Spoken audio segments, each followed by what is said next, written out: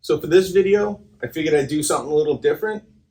People always ask me how I get this stuff and how I find it. And honestly, I don't know. I just look and it's there. I like to think it's good karma coming back to me, but who knows? So I think a lot of it has to do with I go and look at stuff other people pass over, either really bad pictures or vague description.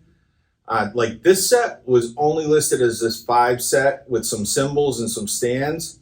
And for a real fair price, it was listed as dusty, but that was a complete understatement. It's gross. And it was an extremely hot day that I went and picked this up. And I was just covered in dust when I left, sweating bullets. There was a lot of mouse, pee, and poop around. So if you're gonna do this stuff, you gotta be prepared to get your hands dirty. So I went and looked at the set. The best I could tell, it didn't have any cracks, and I don't think it moved from the spot it was in for decades. In fact, I know you can just see on top of everything, there's just a thick layer of dust. So when I showed up, we agreed on the price. I paid the full asking price. I didn't even negotiate. He was an old timer, really nice guy. And I'm always very respectful with older people. I'm respectful to people no matter what. I just think it's good practice. And with older people, though, they don't like to be pushed. They don't like to have a bunch of questions asked. You really just got to know what you're looking at when you go and deal with them. This guy was really nice. I looked at the set, and then I noticed this Gretsch set next to it on the floor. That wasn't in the listing. None of this other stuff was in the listing. Just this Fibes set with some cymbals. And I asked him how much on that. I said sold. It was such a giveaway price basically. It needs a lot of work, but I'll get you up close to that and show you. So I saw this snare case on the floor. And again, very respectfully, I asked, do you mind if I open that and take a peek? He said, sure, no problem. I just cracked it, lifted the snare up a little bit, and he said, oh, that's an antique. Told me the price. I said, sold. It was very, very fair. So that's, I think, the majority of how I end up with this stuff. And what I do is I'll sell a couple pieces off of this and recoup my initial investment. I don't buy and sell drums to make a huge profit. And if I do make any profit, I just buy other drums with it. I'm not trying to make a living off of it. I have a full-time job that provides me pretty well. So this is just a never-ending cycle of buying drums, selling drums, using that money to buy other drums. So I'll get you guys up close and we'll go over exactly what I got. I think this Fibes set is going to stay with me for good. I might sell a few pieces. The Gretsch set I'm going to save for a future restoration. But I could easily sell this snare drum for what I paid for everything. Or just the cymbals and probably make a little bit of money on the cymbals. Or both, which I have a ton of cymbals, so I may do that. But like I said, I'll get you guys up close and we can see exactly what I got. So what I do isn't rocket science. I know there's a lot of other guys out there that buy and sell and flip. And a good tip is to make friends with all the flippers you meet in the area. I know probably at least a half a dozen flippers in the general New England area.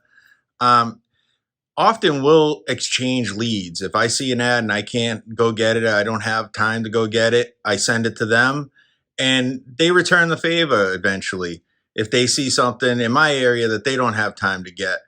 Plus, sometimes they'll give you the inside scoop on what they got, and you can get it for a really good deal before they actually advertise it. And in general, all the other flippers I've met are really, really good people, solid dudes.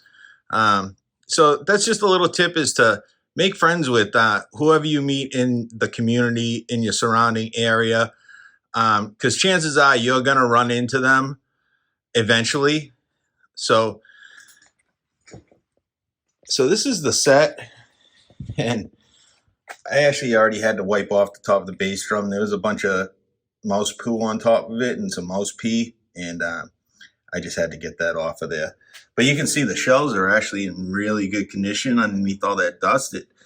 I found that a lot of these really dusty sets, the dust actually protects everything, and they turn out great when they're cleaned up. But you can see, um, it's just, I mean, that's a clear shell, and you can't even see through it.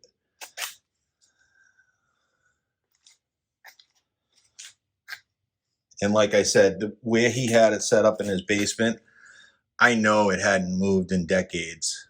I mean, you can just see the only fresh stick marks are for me. I just banged on them a little bit. So it's a really cool set. 13, 14, 16, 18, 22. And it's got the matching snare with it, which is awesome. Old set of rotos. I think these must be like first gen because the stand looks really early 70s maybe. I'm not sure exactly when they came out with rototoms, but I'd venture to guess these are first generation. So for cymbals, I got a boatload of cymbals, and that cymbal display was not in the ad. So what I did was I made a deal for the original kit that he had advertised. I paid extra for the cymbal display, and it had a few other cymbals on it. And I paid extra for everything else, and we just negotiated a lump sum price for everything, which didn't add up to the prices he told me at the time. It was a little extra. It was old guy math, but I wasn't arguing. Again, he was a super nice guy, and he had a real attachment to this stuff. He just didn't have any interest in playing anymore. So this is just a boatload of cymbals. Some almost new, besides the dust. If I flip these over, and that one's not. But some of them look brand new on the other side and just absolutely filthy on top. This one here. I mean, that's a brand new cymbal. It just has so much dust on it. So I think there's, let me see here. There's 1, 2, 3, 4, 6, 7, 8, 9, 10. About 11 cymbals, plus 3 sets of hi-hats, 11, 12 cymbals, plus some splashes, and actually these really cool old trap case. They're like I don't know what they call them, clapper or clacker cymbals. They go on that little mini hi-hat with the trap sets. I don't know what the story on this one is, but it looks really old. Some of these look very, very old. They're at least 60s. There's a ride with some rivets in it, a couple missing. So another thing that wasn't in the ad that was next to the Gretsch set was that Slingland 26-inch marching bass drum. It's 8 inches deep, which is different than the other one, the Ludwig I have, which is 10 inches deep. So this is the Gretsch set. It's white satin flame, progressive jazz sizes, 14-inch snare, 12, 14-inch floor tom, 20-inch bass drum. It's missing some parts, some hoops. It's pretty complete though. And I left my number with the guy, and he said he thought he had a bag of the parts for it. So I left him my number, and I told him that if he finds the bag of parts, I'll pay for them. Because the price he gave me on the set was just such a killer deal anyways. And it's going to cost me to buy other parts for it. So if I can get the originals from him and pay a little bit more, I'm happy to do that. It's a little rough. The snare is a gem. It's really just dirty, but the wrap is really nice. Some of the drums have some spider, like some of that micro spider cracking that happens with the satin flames. It's very common. But I think overall, I think the set's going to clean up nice because the wrap's all there and it's tight. So there's a little bit of, I'm going to have to stabilize a little bit here and there. But it's just an awesome set. So that'll be a future restoration. And now for the gem. These are all gems. I'm just so ecstatic with this whole load of drums here. This is a Eugene Geisler snare, and from what I'm told, it predates Slingland, or this company was around at the same time as Slingland in the very early days, and Slingland actually bought this company and produced a snare drum very similar to this. But what I'm told, it's very rare, especially with the black and gold, and I have an idea what it's worth. But overall, I mean, it's lost a little bit of whatever the coating is here and there, but overall, it's just a great example of the drum from what I've seen. There's really not a lot out there, even if you do a Google search. Original calfskin heads. I may end up selling this. Honestly, I'm afraid to play it. It's such a nice example of the drum and complete. That's the biggest thing, is finding these things complete with the original heads and all that. I don't know what I'm gonna do with it exactly. I may sell it because I really don't keep stuff that I don't play or that I'm afraid to play. So this might need to go to a real collector, somebody that has stuff that they don't play, that's just for show. But it's just an awesome drum. I was so excited when I cracked that case open. Honestly, I didn't even know what it was. I just knew it was special.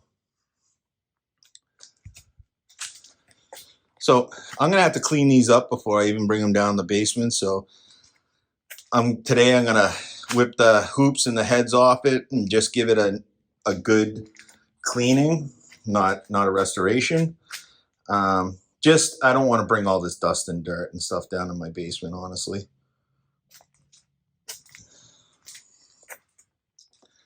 So from what I've seen, there are 0 cracks on these drums.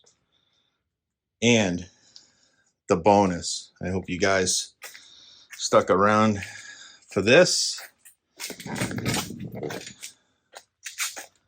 His original receipt from when he bought them. 1972.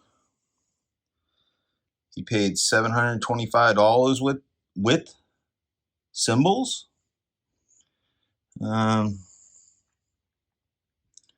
Obviously, I blocked his name out, but they came from Central Music, which was a music store the next town or city over from me. I'd been in there a long time ago. They had since closed the original shop and moved to a much smaller shop. But how cool is that? Even his original receipt from when he bought them in 1972. So what he told me is he bought these used, and there was a drummer for Billy Squire, Bobby. I'm not sure how to pronounce his last name. But anyways, Billy Squire's drummer, Bobby, who is from Brockton, the next city over from me. I guess he was the original owner, and this gentleman bought them used from Central Music after that. So that's just what I was told. I have no proof of that. And it's just a cool little story that goes along with it. But I'm just excited that I've yet to come across, well, I did have one snare drum with the original receipt, but I've yet to buy a full set with the owner's original receipt. So I'll bang on them a little bit for you guys and let you hear how they sound. And as always, thanks for watching. If you like this content, please like, subscribe, share, all that stuff like you guys always do. I really appreciate it. And I'll pop in a little clip of me banging on them. Also, if you guys like this kind of stuff, let me know in the comments. Maybe I'll do a series on drum hunting and the stuff I find. Just know I haven't taken a tuning key to this set. How it's tuned is exactly how I just got it.